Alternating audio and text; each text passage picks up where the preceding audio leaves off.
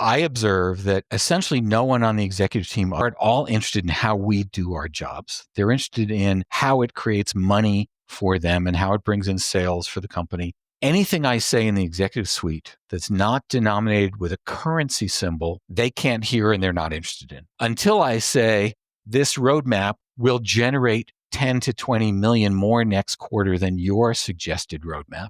Hello and welcome to the show. In an episode where I bring back one of my favourite thought leaders to talk about one of my favourite topics, the absolute joy of B2B product management. But before we get started, I should probably remind you that there are 244 episodes of this podcast before this one, and you can find all of them at onenightinproduct.com. You'll find links to all the episodes on your favourite podcast platforms and YouTube, and do make sure to like, share, subscribe, leave a comment or review, and tell all your friends so that you and they can never miss another episode again. Anyway, it makes the world go round, it's the root of all evil, and it doesn't grow on trees. Yes, it's money. Something that a lot of product managers seem, kind of scared of. On tonight's episode, we'll speak all about how none of our stakeholders care about any of the same things that we do, how product managers can embrace the concept of revenue to help them find a shared language with the leadership team, and help to understand how product managers and product leaders can get taken seriously in organisations that don't care at all about any of that pesky outcomes over output stuff. For all this and much more, stick with us on One Night in Product. So tonight, I'm glad to welcome back to the podcast my good friend and long-time inspiration, Rich Mironov, who hopefully needs no introduction, but I'll give him a short one anyway. Rich was one of the first product thought leaders where everything he wrote, I thought, yes, that. Although often I was reading it through a sense of ennui and helplessness and some stinging tears. Nevertheless, when I grow up, I want to be just like Rich, who was kind enough to put some of my blurb on the back cover of the second edition of his book, just out of shot over there, The Art of Product Management, and also the only product author I've ever gone out for dessert with in an empty, desolate bowling alley. We're here tonight to talk all about scoring a strike in our prioritisation debates with commercial stakeholders with hardly an ice cream sundae in sight. Rich, welcome back, and how are you? I'm doing great, thanks. Appreciate the return invitation. Rich, I would have you on every week if I could, what can I say? But one thing I can say, or rather one thing I should ask is, I know that you've recently moved over to Portugal. You've kind of fled the US nest. You're on the west coast of Europe in the sun and the sea, and you've got your power back now as well, which is fantastic. But how's the Portuguese adventure going for you so far? It's very exciting. It's humbling in a lot of ways. Turns out when you move to a new continent with a new language and a new legal system and a new currency and roundabouts instead of traffic lights, and everything's a little bit different. So almost every day I learn how it works here that's different from how it used to work there. And the cognitive load is pretty severe, but we're thrilled to be here in the sunshine, and the Portuguese have been tremendously welcoming. How's the Portuguese language going down? I know you're taking lessons, but have you able to start having conversations in shops and restaurants already, or are you still kind of on the up? Well, it turns out that the suburb of Lisbon I'm living in is almost all English speakers, so I'm doing really well in the shops and the restaurants. Portuguese classic American. That's right. Portuguese is a tough language. I'm about 7 weeks into lessons. I can read it. I can read some of it pretty well, but honestly, there's nobody who's Portuguese only that I can have a conversation with yet. So immigrants from way back have always told us that you're never as charming or witty in your second language as you are in your first. Right now, it's really hard to get through a conversation, let alone be witty and charming. Give it time, Mitch. Give it time. I have every confidence in you. I'm looking forward to coming over to Productized in October and seeing you kind of help paint the picture and kind of bring the Portuguese to the table as well. So yes, I'm looking forward to injecting a little bit of Portuguese into my talk and my workshop, but it's going to be primarily in English anyway. So look forward to seeing you there. Yeah, no, it'll be good. But one thing I'm curious about, and I've got a few friends over there myself, and obviously I went over last year. I'll be coming over again. But how are you finding the general Portuguese kind of product culture over there? Apart from being welcoming and nice, that's one thing. But as an actual kind of evolved product culture over there, are you seeing similar things to what you're seeing back in the US? I know you're working internationally anyway, but are you seeing similar things? Are you seeing kind of new trends or differences over there? How is Portuguese product culture? I think the things that are the same everywhere, product folks, we look out for each other. We all pay it forward. We're very social with our group. when no one's recording us, we absolutely tell the truth to each other about companies and things. I think Portugal and Europe in general is a little earlier in the life cycle than Silicon Valley. I have almost 40 years of product management, and no one in Portugal was doing that in the 80s. But it's a pleasure. Folks have reached out for lunches and advice and all kinds of things. Did a couple of meetups and stand-ups already. And because it's all in English, honestly, it could be anywhere. So I feel really at home, much more at home in the product circles than I do in general. That's interesting about the Silicon Valley thing, because I've chatted to obviously a bunch of people from out that way before, and there's this kind of almost halcyon vision of like the Silicon Valley best of the best, which is obviously, the foundation of many of the classic books and stuff that you see. And obviously, a lot of the stories that you tell are going to be kind of steeped in that from your time out there as well. But at the same time, I've also spoken to some people from out that way, like, yeah, there are loads of crappy companies out there too. Like, they're not all doing it well. So do you think it's just a case of like the balance of proportions, or? I think it's a marketing problem, right? Which is the proportion of crap big companies that don't understand product management and are shipping garbage and treating their users terribly and trying to extract money is just as high in Silicon Valley, maybe higher, because the rate of venture capital investment means that a lot of ideas that wouldn't be funded anywhere else are funded there for no good reason. But at the same time, we're marketing Silicon Valley product management as if it's beautiful and at the top of the mountains and has no warts. That's absolutely not my experience. I think we in Silicon Valley, I say we, I'm not there anymore. We in Silicon Valley are wrestling with all the same issues, just in larger numbers. And there's enough companies there that somebody can cherry pick a few success stories and claim that everything there is better. I don't believe it for a minute. But do you think that that's aspirational for example, European product companies, or do you think that's potentially harmful to kind of set the expectations that are based on such a small set of the people as a whole? I really worry that, for instance, folks outside of the U.S. West Coast believe that they can walk into an executive suite and use the words product operating system or some such and have that turn out well. It's a model. It's a model, Rich. It's a model.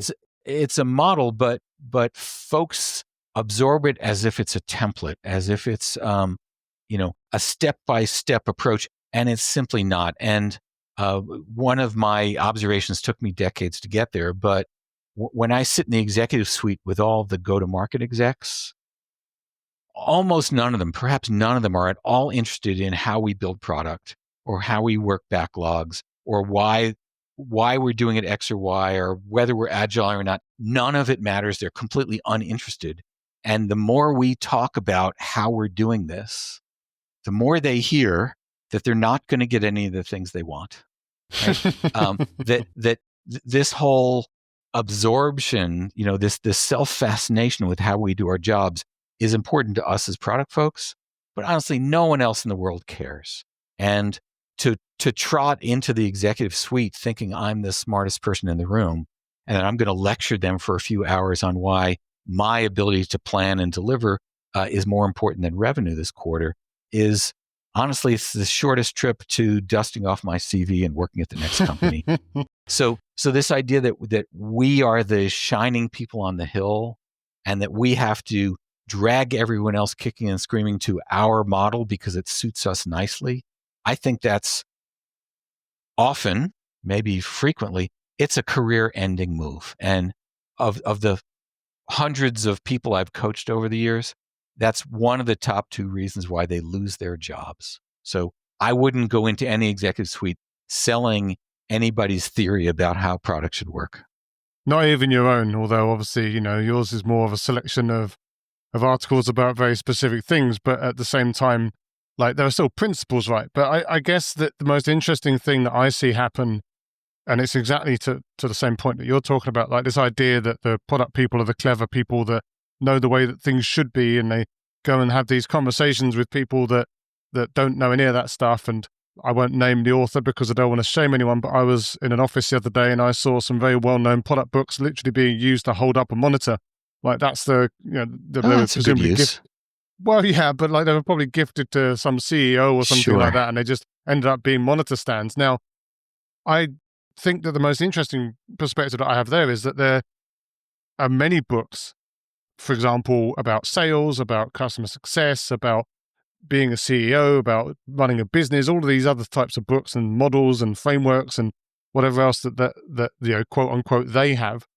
And we kind of expect everyone to read our books and come and do the things that we believe that are the right things to do and the right ways to do things. And we don't read any of their books and we don't try and meet them in the middle at all. We just sort of expect everyone to come to us. And it kind That's of right. feels like in that sort of situation, like it's hard making people change absolutely everything that they know based on all the books that they've read and all of the companies and places that they've worked in the past and all the things that they've done.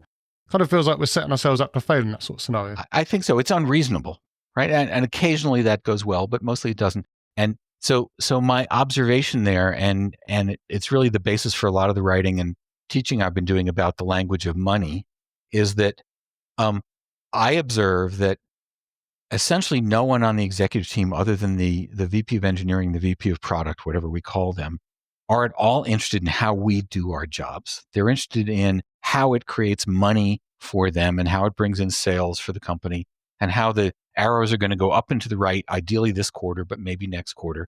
And our assumption that we are the smartest people, which is questionable, but more than that, that they're interested in this discussion, I think is a bad assumption. I came up through the engineering side of life originally, and when we listen to how engineers argue and debate, which I love, it's all about presenting some facts and proving that you're the smartest person in the room, and that if you're the smartest person in the room, everybody should follow your lead because you're the architect or the one who's been there, right? And that's a style of argument that works really well in the engineering and engineering-facing product side of life. It's a complete failure. It's a complete wrong choice for sales, marketing, finance, HR, anybody else, because first of all, we may not be the smartest people in the room. Second of all, we're trying to take them in a place they don't want to go. The key phrase I use here is anything I say in the executive suite, any sentence that comes out of my mouth that's not denominated with a currency symbol, they can't hear and they're not interested in, right? So until I say this roadmap, which my team spent lots and lots of time on and is perfect in some way and is 9 colors and has swim lanes, will generate 10 to 20 million more next quarter than your suggested roadmap. I don't have their attention until I engage on what really matters to the corporation, which is making money. And we're, as product folks, we're really not trained to have this discussion. We're not trained to honestly make up strong assumptions about how things are going to generate money. We always talk about customer joy and up and to the right and NPS scores and, reducing tech debt. Nobody in the executive suite can hear any of those things and make any sense out of it. The picture I always put up, well, sometimes I put up in my workshops, there's a TV series called The Big Bang Theory, which made it to some parts of Europe. And I put up a picture of the hero in it, which is Dr. Sheldon Cooper, because he's the smartest physicist in the world. And every episode, he needs to prove to everybody he is the smartest person, and it goes badly. And we as product folks are those people who are trying first to show that we're smartest instead of that we have the best intentions for the corporation. It's funny, I was talking to a coaching client earlier about some of this kind of, like you say, revenue debates and sort of beautiful roadmaps and a big plan and the future-facing vision, all of the things that product people are kind of, that we've all internalized, that we're all taught are the best things and the best ways to do things. And I said to him in not so many words, basically, the idea that someone can come to you and say, we can get $1 million, and you can say, well, no, we're not going to do that because we've got this perfect roadmap and we've got some evidence and these other things. Like, first of all, that doesn't really sound like that's a debate that often gets won because the money is so much for a company that's maybe only making 50 million in the first place, but also that's a decent proportion. I mean, but also if you can't tell them like what they're getting instead, in like where they're going to get that million back, and then maybe some more. Like if you're just talking to them about happy customers, yeah, sure, they want happy customers, but they want happy customers that are going to pay them back that million that you've just taken away, right? So this idea of like, you can't horse trade money with, it's like butterfly wings, I guess, is Indeed. the takeaway. And again, as product folks, we start with the assumption that they simply don't understand and they're stupid, and that's wrong. Again, my whole career has been some are, they may be, right, but my whole career is in enterprise B2B software, and it turns out that if you're an enterprise B2B salesperson, you're only working 2 accounts this quarter to close, and they're each worth 6 or 7 figures in euros or dollars or something similar, and it's a sort of binary outcome. If you close one of those 2 accounts, you get to go to President's Club and you get a 3-year lease on a Tesla, which is inexpensive this week, and a T-shirt and a glory, and you're called up in front of your peers. And if you don't close either of those 2 accounts, you're fired, right? And so the idea that somebody with a 3-year roadmap, which is going to pay off in year 2.5, when all of those salespeople are already at other companies by now. It's missing the fundamental reward structure. It's missing the incentives, right? And so we as product folks have to meet our peers in the same way that we have to meet our customers where they are. And if I can't make a coherent financial argument for why our roadmap's going to deliver more money than this deal, then I can't bring it to the CEO and the head of sales and the CFO and explain why our roadmap should be supported. All I'm making is noise. Yeah, well, you can try and take it, but imagine you're not going to get invited back too many times. That's after right. That. And the other thing that I think we as product folks aren't trained well in is coalition building. Okay, yep. So the way things get done in the executive suite is around the table.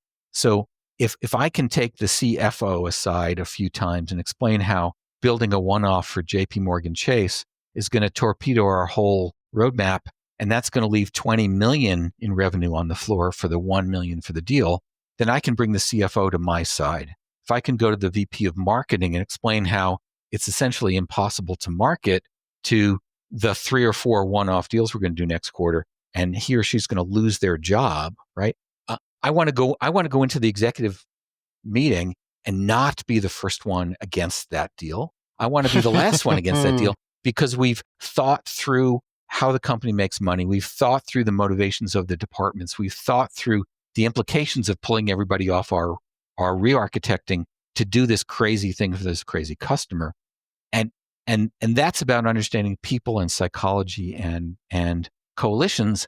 It's not about writing user stories. Yeah, I was speaking to someone recently, Tammy Reese. I don't know if you know Tammy. I think she knows you. And yes, I do. She's wonderful. She's great, and a force of nature as well. But so in fact, she was a very recent podcast episode that went out. And one of the things that we spoke about there, and there was a couple of things actually we spoke about there that were very relevant to what you were just talking about. One of which was vocabulary, like making sure that you're using vocabulary that means something to the people that you're talking to. But another one was exactly about that kind of coalition building and this idea that, like, if you can't win other people to the cause that you're espousing, like if you can't persuade anyone, then how on earth are you going to persuade like the most senior people in the business that have very much got their eyes on the future direction of growth and the revenue, and they've got their own kind of financial goals that they need to hit. They're presumably getting stress and pressure from their investors as well, because companies are companies, right? So one kind of benchmark that I always like to tell people is like, look, if you're a PM, for example, and you can persuade me, the head of product, VP, CPO, whatever, if you can persuade me, great, I'll go and bat for you and I'll go and have that debate as well myself. But if you can't even persuade me, then you've got to go back and do your work, right? You've got to be able to come up with some kind of story that resonates with more than just yourself. That's right. And the story needs to make sense in the company context. Product folks are almost never trained in financial fundamentals. How does the company make money, right? Do we sell 10 one-off contract deals, and so we're renting out our engineers? Or do we sell 100,000 subscriptions at €9 a month, in which case we better have one code line, right? Yep. Where does the growth come from? Is it adding new features that get folks to upsell to the next version, to the gold from the silver version of our product? Or is it expanding out to new markets, or is it building new products? If if we as product folks don't understand the fundamentals, the basic finance of our companies, we can't make good decisions about how to drive the future through our roadmaps and our products. And nobody's teaching us that in the classic product management growing up cycle. Well, that's an interesting point about the teaching, right? Because like, I understand, especially if people have come up like you did and like I did through engineering, or people that have come up and they've only ever been product managers. And obviously there's a whole variety of different types of product company out there that all have different levels of engagement from the product side in commercials, and some of them are very much in it, like maybe especially if it's like a product-led growth company or something where the product team have direct levers that they can pull, versus like if they're stuck behind sales teams and account managers and customer success teams, then maybe they feel somewhat disconnected from that commercial reality. But then who does teach them? Is it basically people like you and me that go and teach these people, or is there also some kind of rest of the company that they work for imperative to actually try and share some of this context with them? Because like, obviously not everyone's going to ask for it, but I also get the feeling in some companies they wouldn't be given it. Sure. I think it's unreasonable for us to expect other departments in our company to know what we're lacking, to create education for us, to walk us through all these things. I think it's incumbent on us as product folks to be curious, to care, to want to learn. I think if we trot down to our finance teams who don't understand product at all and don't even understand the questions we ask, we may or may not learn what we need, in which case we might have to go outside.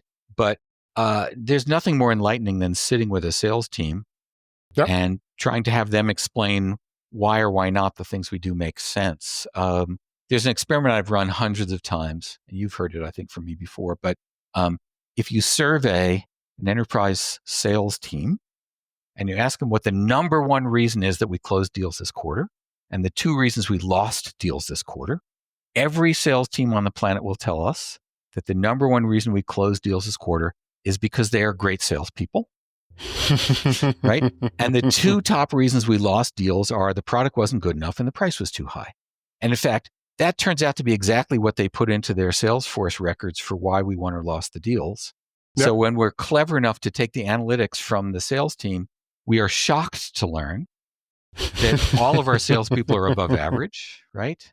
And that all of our products suck and our prices are too high still, right? And so to think that that's about one salesperson who doesn't understand the world is to miss everything about how we hire them, how we train them, how we reward them, and the kind of people who succeed as enterprise salespeople. Because if I've tried to do selling, and honestly, I'm the wrong person. I have exactly all of the wrong skills to succeed in sales. But likewise, the salespeople have all the wrong skills to be product managers.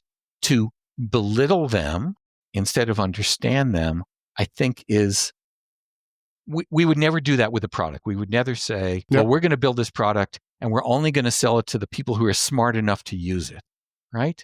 We would say the product has to meet the customers and prospects where they are.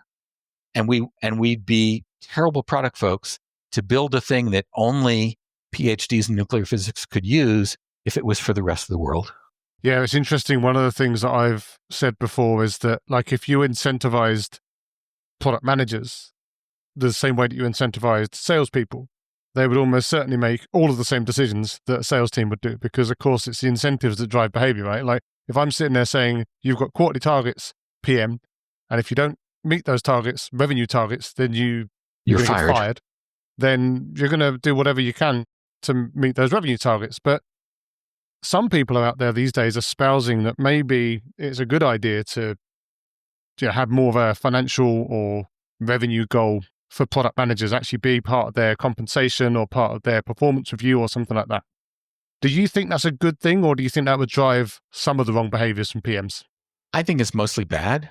I think having a 4 or 5% kicker on your annual salary for hitting goals, maybe 8% makes sense. But as you said, as soon as we make that 25 or 30 or 40 or 50% of your comp plan, product managers are going to stop planning for the future. They're going to chase the shiny deals. They're going to agree that one-offs make sense. And I know this is true because I've seen dozens, scores of companies where they have 35 customers and 35 code lines and 35 versions of product, and the engineering team is 150% devoted to maintaining all 35 of those versions, and there will never be anything new that comes out because what we're doing is we're mortgaging the future. We're making the easy short-term choices, and product plus engineering plus other members of the organization need to be the counterweight to, we don't care what happens in the future as long as we make the current quarter. That's our job. But one of the most interesting things there, and I agree, obviously 100%, but one of the interesting things there is that the product team often are the people that are blamed then for the company as a whole not meeting, or for the product at least not being good enough for the company to hit its overall long-term growth targets, where they're the ones that have always been kind of, We're the whipping boys. Yeah, well, but like obviously there's a way to do it and there's a way not to do it. There's idealism versus pragmatism. There's all the things that we've already talked about. But this idea that you're almost winning the battles to lose the war, which I think is an interesting kind of cognitive dissonance there, because you'd like to think that, we all know that every single person in the leadership team are very smart. They all know lots of things about their areas. They've all been around for a while. They've started the companies. Maybe they're not dumb, like we said, and it'd be ridiculous for us to assume that they were. But you'd like to think that at some point, when after quarter you're just hitting the numbers, but you're never quite you're never quite taken off as far as you thought you should, that someone might sit there and say, "Hey, could we maybe try to do something different?" But it never seems to happen in some cases. So there's a conversation that I try to instigate at a lot of my clients, and I used to at the companies I worked at the very, very, very beginning of a new product cycle or building a new product, where I, as the head of product, sit down with the head of marketing and the head of sales, and it goes something like this. We could build this product. We haven't committed to it yet. We think it's going to take 5 teams a year and a half, which is $20 million in spend. Our investors are expecting a 5x return on R&D because we're a small part of the company, but we drive growth.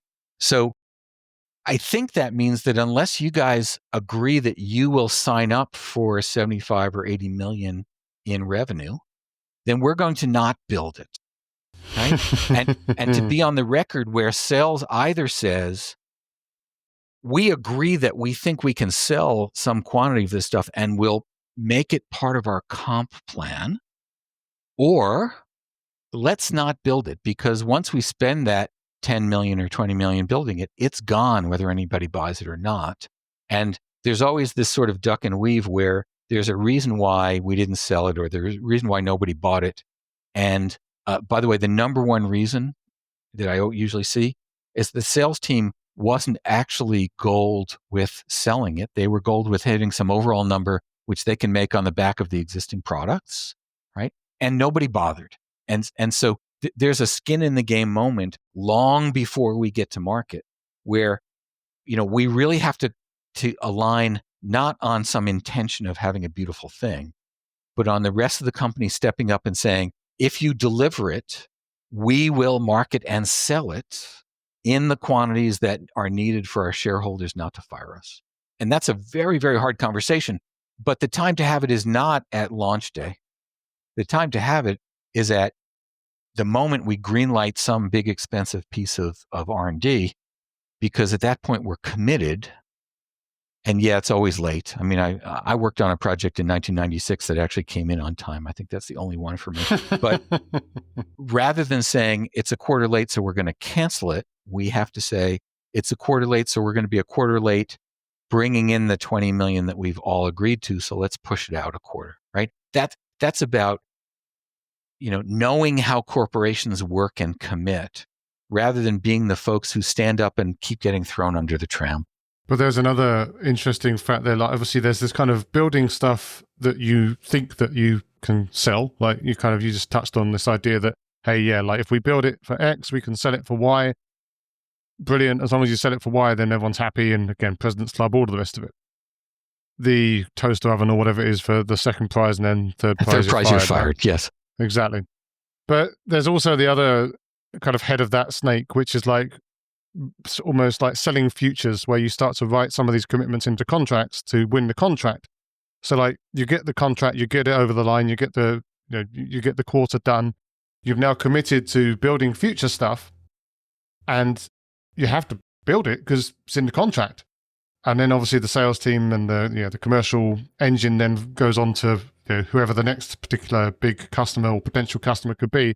And it's generally, even with slow sales cycles, or long sales cycles, it's generally easier or quicker to come up with ideas that need to be written into contracts than it is to build the things in many companies. So you kind of have this sort of snowball effect where you either end up not building a lot of stuff and frustrating people, or you kind of end up with people activating break clauses because you didn't give them the thing that they wanted, or you end up with loads of half-baked things that are not quite good enough for anyone. But So you got in trouble at the very beginning here, because I think you were describing building a one-off for one customer. And every time I see a company go down that road, every time we discover after 6 or 8 or 12 customers and 6 or 8 or 12 one-offs that we've stopped becoming a product company and we're now a professional services company. And by the way, professional services companies are not worth very much, and they have a completely different business model, and they don't need roadmaps because their job is to build whatever the next customer will pay for. And by the way, they don't need product managers either, right? So if you're really in the professional services business, you need to know that. Turn all your product managers into project managers, give them projects named for the individual customers they're for. And then every year you have to charge each of those customers enough in support money to keep some engineers working on those things. It's a pretty terrible business model, although you're welcome to it if you like it. The alternate business model is to say, we as a company have identified that there's 150 buyers for this thing, or 1,000 buyers, or 10 million buyers for this thing.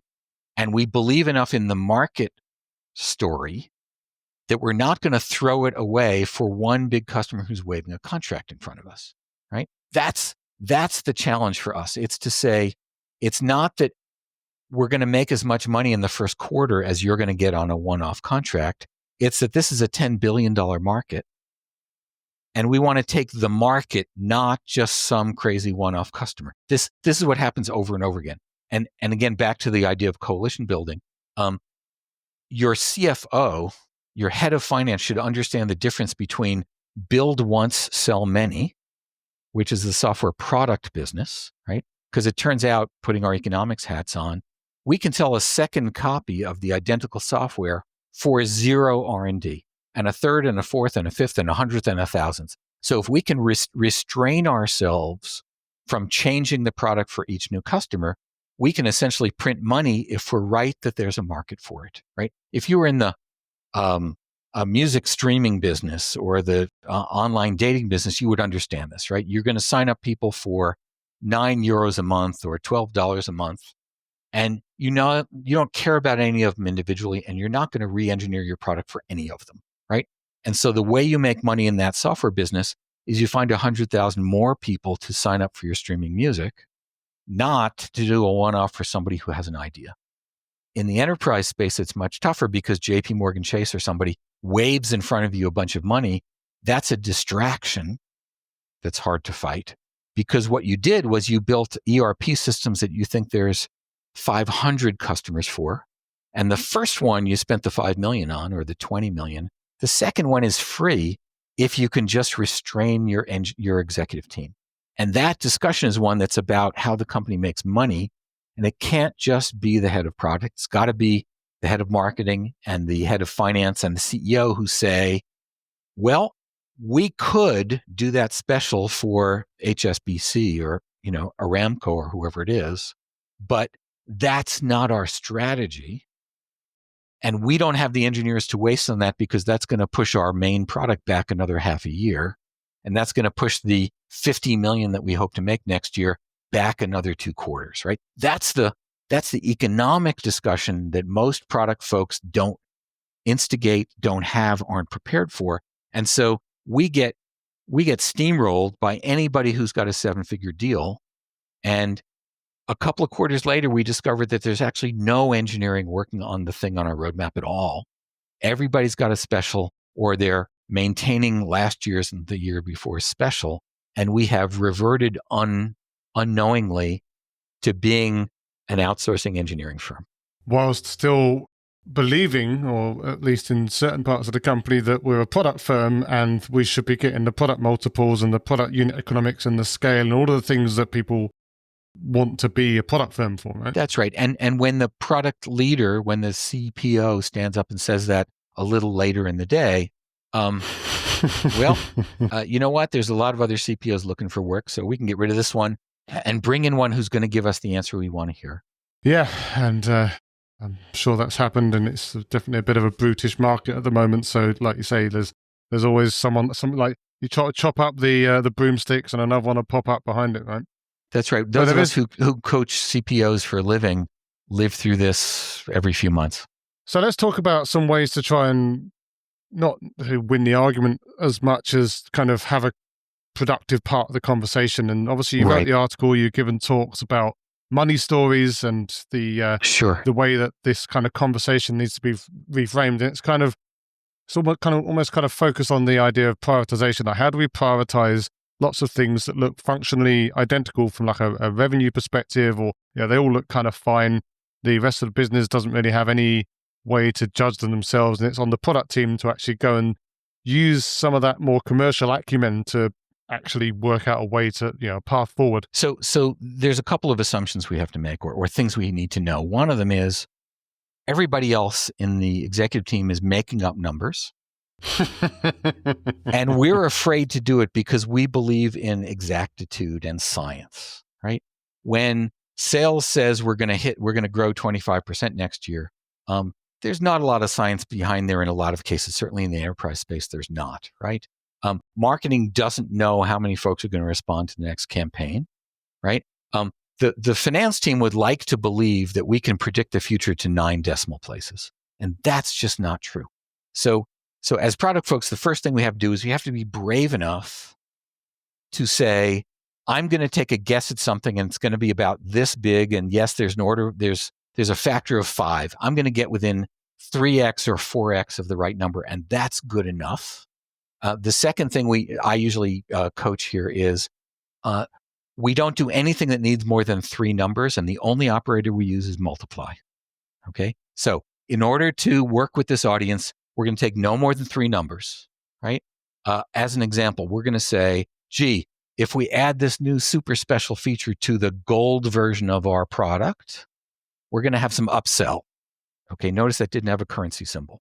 Okay, so we need 3 numbers. We need the size of our silver installed base, because that's who's going to upsell, the amount of dollars or euros or yens or pounds that we think we're going to get for an upsell, and a wild ass guess for whether it's a 1% upsell or a 5% upsell or a 40% upsell. And we can multiply those together and say, gosh, I believe that this feature is important enough that multiply, we think it could deliver between $2 and $10 million next year. Okay. And that's good enough because I can do that in 3 minutes, 10 minutes if I'm not very practiced, right? And the other thing that we need to know is that almost everything in our backlog doesn't matter from a financial point of view. Okay. Yep. So if we can figure out what the top 10 or 12 things might be, that's good enough to then do some more work on those 10 or 12. The idea that we're going to size or forecast 100 items, complete waste of time, right?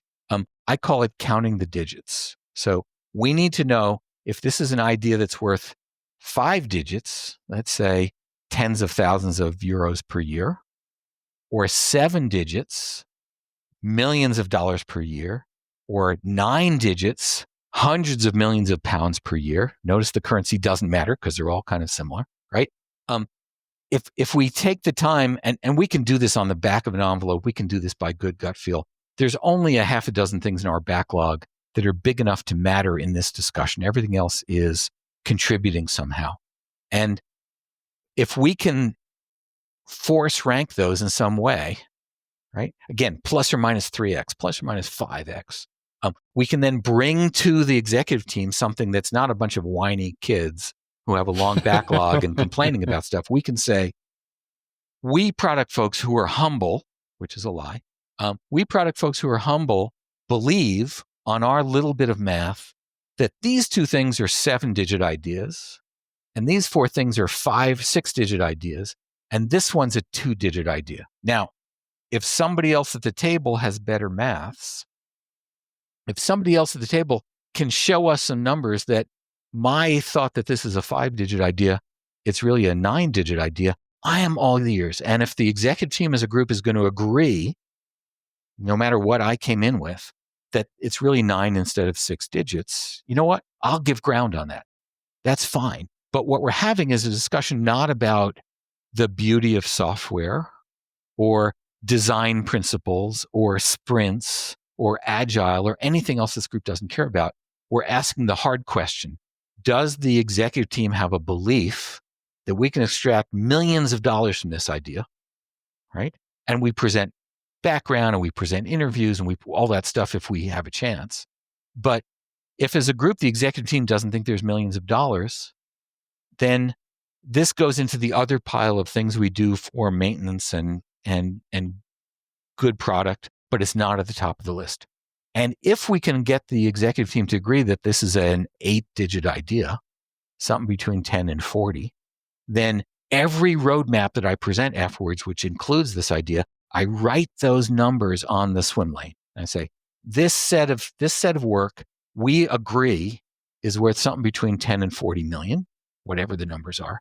And so when somebody comes to me and says, I have a $500,000 deal, and all it requires is for you to borrow all these people from that swim lane for a quarter, I can now say, instead of I'm unhappy and I'm grumpy and I don't like you and I think you're stupid, I can say, well, if we slow that down by a quarter, I think that leaves 5 to 10 million on the floor. And I'm just a product guy and you're really smart, but I think 5 million is bigger than the $500,000 you just talked about. Okay. So either show me it's a whole lot bigger or get out of my face, right? Notice that's an argument that wins in the executive suite in a way that architecture doesn't, right? And we as product folks have to be prepared to have that argument. Now, one proviso before we come back to it, I believe about half of all the work we do doesn't show up on the revenue line. It's bug fixes, it's architecture, it's reimplementations, it's API changes from partners, it's good design, it's improved workflows.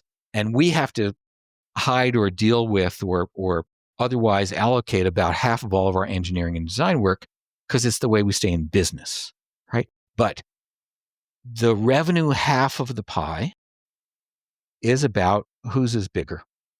And we have to show up with product stories that are big enough that the executive team will stick with them long enough for us to build something. Otherwise, we are always a quarter of the way through before we're moved on to the next thing. And that takes some bravery because we know in our hearts that the numbers are no less made up than everybody else's, but we have to lead with money or we're always at the losing end of the conversation. Yeah, it's interesting. There's that almost like, as we say in many companies, certainly at the enterprise end of the scale or sort of selling to enterprises, this idea that the PMs are so far from the money because there's all these different people that are in between them. Like they don't necessarily believe that they can impact, for example, the number of people that would upsell or like the amount of money that they would make for the whatever, because in many companies they can't. But I guess what you're saying is that they should make the call anyway, at least as a kind of a straw man argument to say, look, this is what we believe, even if they don't believe that they can themselves, for example, drive the upgrades themselves. I don't think it's on us to drive those upgrades. I think it's on us to have a very, very strong position that says we as a company can drive those upgrades in enough volume that it was worth spending the time. And we have to ask that question before we do the work, right? So we have brilliant designers who have all kinds of ideas for how to make this easier to do. I would always ask the question that says, well, when we go to our support team, we discover there's 2 or 3 things in the workflow which generate 80% of all the calls. So how about if we spend some design time thinking about how we could make design improvements that reduce the support level by 40%, which are just as beautiful and just as interesting and just as, iconic as these other ideas. We don't want to step on our design partners and say they're not allowed to think, but we need to do the other half of the problem that says, of the 20 bugs we could fix, which 5 are causing the most outages and causing us the most losses in money, right? We as product folks have to be responsible for being adults, for saying that the company can or could do the thing that makes this reasonable.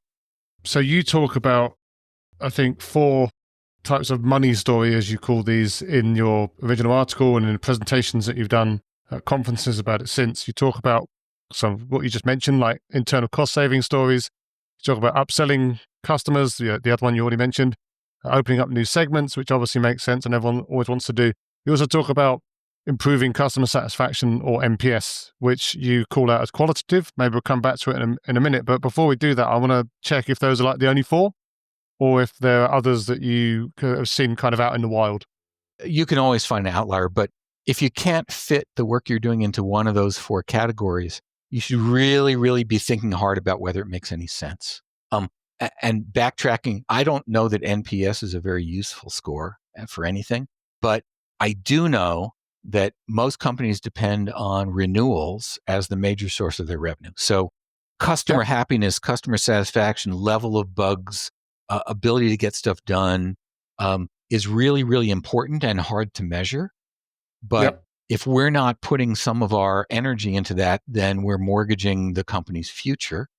And we don't have to measure everything. We really don't. But just thinking about those examples, opening up a new market is way riskier than growing your current market. So if we think we can open up a new market, it better have a much, much, much larger target on it than, and upselling your current customers is usually easier than getting new customers, right? And we know them better, and we can estimate better, and we can watch what they're doing in all of our metrics and tools. So, I think we have better gut sense and analytics around upselling current customers and fixing problems in the current product than we do about expansion or new markets. That's okay. But those are sort of the prototypical kinds of stories. And we need, as product folks, to tell all of those stories at various times about various things. There's no one right answer where we're going to invest only in new customers or only in upsells. Kind of feels like there's a strategic choice to be made there, almost from a company perspective as well, like whether they care about the kind of top line or bottom line more, whether they care about saving money more than they care about making money.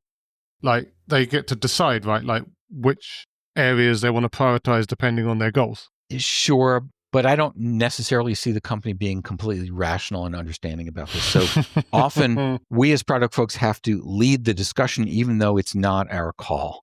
For instance, I would sit down with my marketing opposite number, and we would talk about whether we're going to spend most of our money in the next 2 quarters on campaigns to upsell current customers to higher levels and higher tiers, or we're going to spend most of our marketing effort on finding new customers in our current segment, or we're going to spend most of our marketing money opening up a whole new market. And I'd hate to have marketing doing one of those things when product's building for the other, right? Now, who leads? I don't care. There's a dance with a lot of players here. But I often see that the company sets a goal of making more money. We need to grow 40%. And there's nobody else who's brave enough to say that we have to actually have a strategy for how to do it. Now, we as product folks don't get to set company strategy for the most part. But in the absence of company strategy, we all fail and lose our jobs. Okay, so it's incumbent on me, if we don't have a company strategy, to neighbor around a lot with all of my peers and to present possible strategies and to coax people along and to share what I see and to try to build a consensus so that the company has a strategy. Now, I don't know if I even want my name on it. I want us as a company to have a strategy. And it's either mostly upsell, or it's mostly new markets, or it's mostly whatever it is, right? Because as product folks, I don't think we can make good choices in the absence of a company strategy, and vice versa. So honestly, I don't care who proposes the strategy, and if nobody else does, I will, because we must have one for me to succeed and for us to succeed. But I'd much rather have everyone around the executive team take credit individually for that and me to be silent than for us not to have one, right? It's not about me. It's about what's going to help the company succeed, and therefore what will help my product folks and design folks and engineering folks succeed. Because if we don't make money, we all lose our jobs. No, absolutely. That's definitely something that I've seen happen as well. But I guess another thing that I've also seen happen is, like, for example, talking about these different types of story that you already called out, that sort of almost the way that you're framing it now, like multiplying things out. And obviously we can link to the article so people can go and look at the different formulas that you've put in there, the kind of the proposals, the straw men, I guess, as it, in a sense. And you just sit there and you say, okay, but that assumes some level of sort of atomicity, as in the sense that these are individual things rather than, for example, you'd need to do a collection of these things to upsell or to open up a market or to save costs or whatever. And again, without wishing to go down the service rabbit hole again, like if there are things where you're being pushed to maybe do things that you wanted to do later sooner, which is kind of the borderline service product kind of seesaw, right? Maybe there's a big deal, big enterprise deal. They want you to bring some stuff forward because there is a market demand for it, but they just want it sooner. But they want 7 its sooner at the same time. And it's impossible to sit there and say that this one thing is going to win the deal. Is there any kind of multi-factor thing that you can do here to say, how do we make sense of all of these effectively competing demands, maybe from different avenues based on that revenue number? I think we're taking the complicated route there instead of the simple one. Yeah. Okay. I agree. So let's imagine that the next really big blockbuster offering for the company at the high level is this thing we've described and talked about, and it's going to take 6 teams, 9 months plus. By the way, all engineers are optimists, so it's going to take those 6 teams, 9 months plus 3 months extra, right? Double it, right? I generally want to hide all of the details from the rest of the execs. I don't want the head of marketing, the head of sales, the head of finance to pick us apart and say, well, this one little bit of design isn't necessary. Can we put it somewhere else? Now, so that's one view of the 4 major projects or the 4 big things we're doing or the 3 initiatives or whatever we call them pillars. I don't care, right? Now, the inward view to design and engineering and product and all the folks who are working with us to actually make stuff, we're going to have those much more detailed discussions, right? But in general, what I would say is we can rearrange the pieces within one of those major efforts. We might decide that doing this bit of design first helps the architecture and the engineers are going to be more efficient, blah, blah, blah, blah, blah. That's an inside the room discussion. And we have to have a unified front on the outside when we're speaking with the rest of the world to say, these 12 or 15 or 92 parts are all parts of the big thing we're talking about, which is worth 10 to 40 million next year. And if you insist on picking out 2 or 3 or 4 or 5 of those and throwing them on the floor, then we expect whichever ones you pick are going to delay this by a fair amount of time, right? And you don't want to be deep in our backlog, and we don't want you deep in our backlog. So we're going to treat this as a whole, right? Now it's going to be late because it always is, but we're going to ask the question instead of either what do we have to sacrifice to keep it on schedule or how late is it going to be? But the idea that a sales team can look into our detailed roadmap or sprint plan or whatever it is and say, I want to borrow those 3 people for my thing. I think it's inappropriate. And we as product leaders have to keep that from happening, right? So we have to keep the organization focused on the larger goal and then keep our teams and our organization focused on reaching that goal. And that gives us the freedom to say at any moment, well, gosh, if we internally rearrange this thing or change its architecture or build it a different way or design it more smartly, we could save time or there's a project management opportunity here, but it's within the envelope, right? Rather than having the rest of the company critiquing every 2.5-day effort for every engineer and designer in the company, that's chaos. That's madness, right? Now, I do think, for instance, I think we owe to our support teams that are on the front lines telling everybody that their problems aren't as bad as they really are. I like to ask my support team to force rank on their behalf the top 10 bugs or issues. And then we take those seriously, and we might re-rank those 10 based on how easy they are to fix, right? But they really see the impact every day, and we have to value that. And the 4 that we don't fix this quarter, well, they're going to stay on the list for next quarter until we get them fixed, because the top 10 issues really are the top 10 issues, and they're for everybody in the aggregate. That's different from how we treat an individual sales team with an individual request. I also observe, by the way, that when we get demands from our biggest customers, they're almost always from the SVP who signs purchase orders and who has no clue what these systems do, not from the end users who actually are frustrated. And so most of the requests we get through that channel don't turn out to be useful or matter, even though they're holding us hostage. Well, it's sometimes worse than that, or maybe just the same as that. It's more procurement led, right? Like you've got this big bunch of checkbox items. Again, That's right. I mean, I spoke to someone at one company in the UK who said that they can't get into a sales discussion with an enterprise customer unless they have feature X. I won't go into details, but feature X on, they have to have it. No one uses the feature, or it's very poorly used. But if they don't have it, they can't. They're just not going to get into the room. So it kind of feels like we talk obviously quite grandly about this idea that we should retire features and we should prioritize for this and we should prioritize for that. But at the same time, without it, they're not getting any money from anyone. Can I go back 30 years for a quick war story? Sure. Okay. I was at a mini computer company in the late 80s and early 90s called Tandem Computers, which doesn't exist anymore. And in those days, there were a lot of networking protocols. There was TCP/IP and NetBIOS and NetBEUI and AppleTalk, and there were like 11 networking protocols. That was where the battle was that year.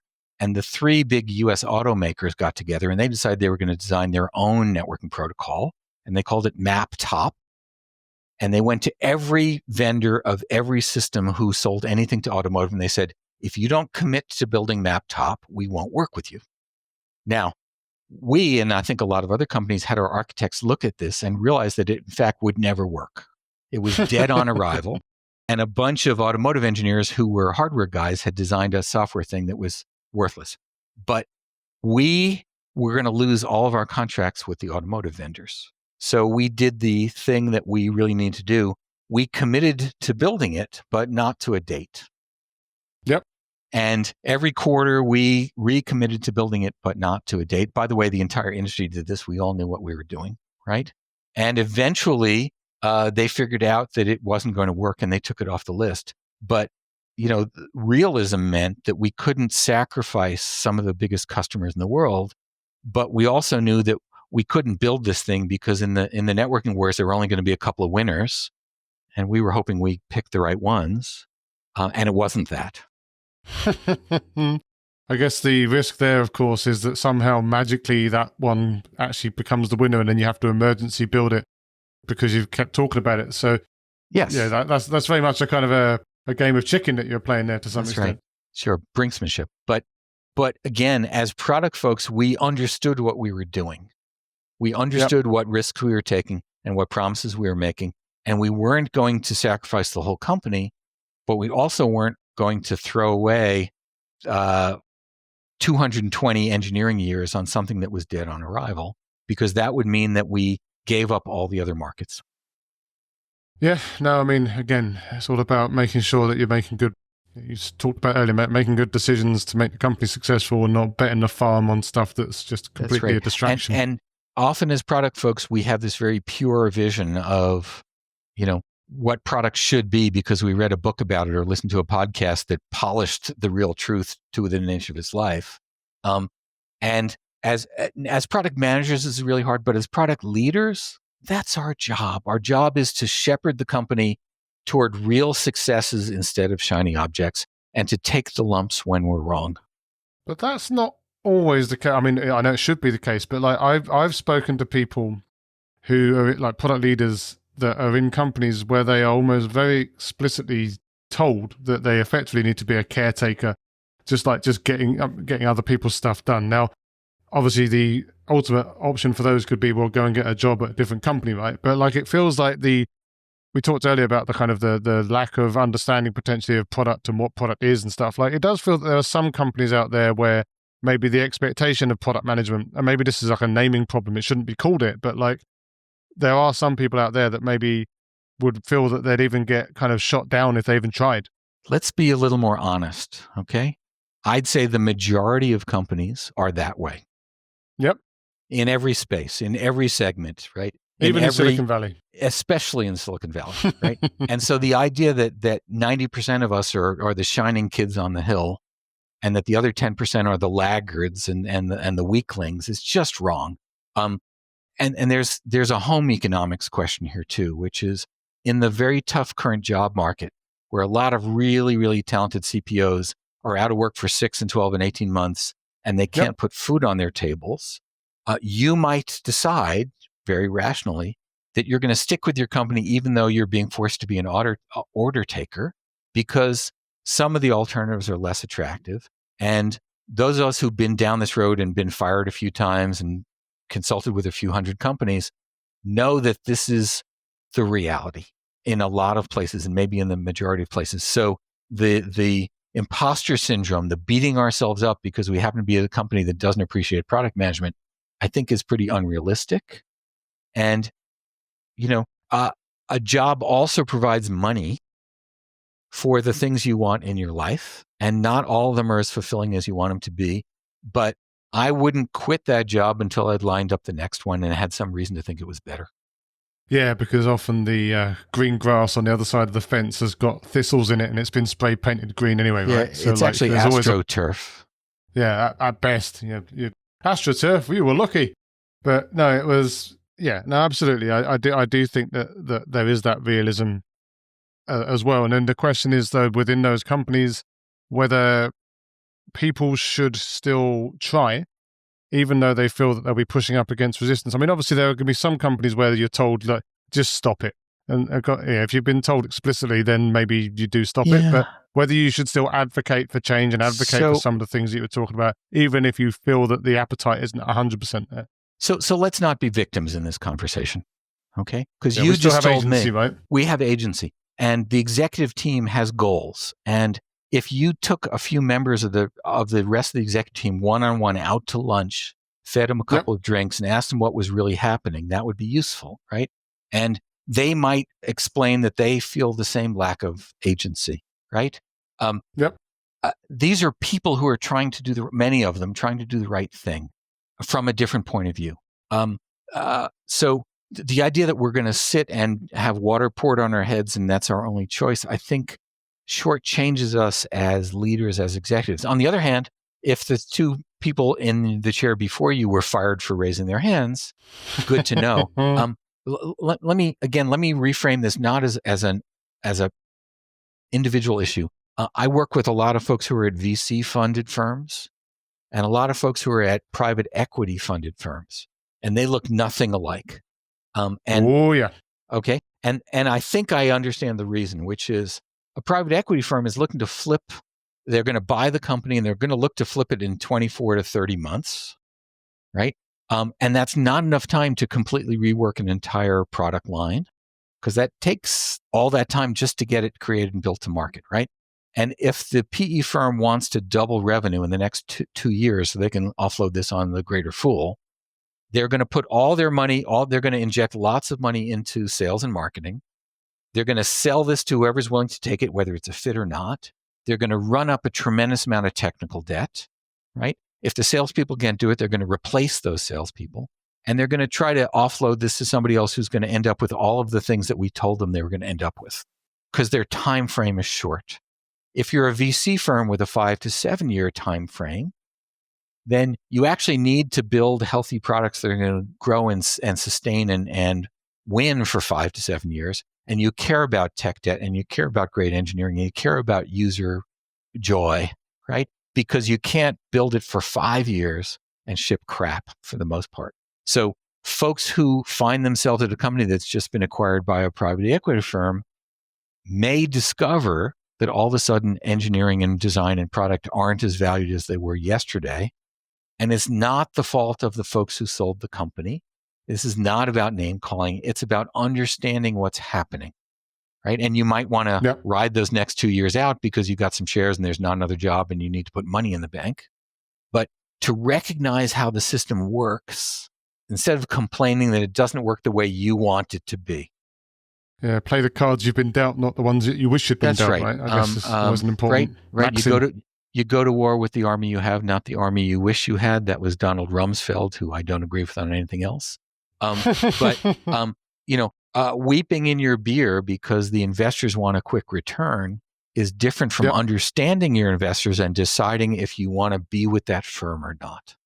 Yeah, understand the context. I think one of the most important things I try and advise people when they talk to me about job hunting as well, or when they're hiring people as well, is being completely honest on both sides as best they can about like the expectations and the context that they're in, rather than expecting, for example, Billy Big Shot from Amazon to come in and rescue some 5 million ARR PE-backed firm that's looking for a quick exit or stable revenue, and they don't have any of the things set up.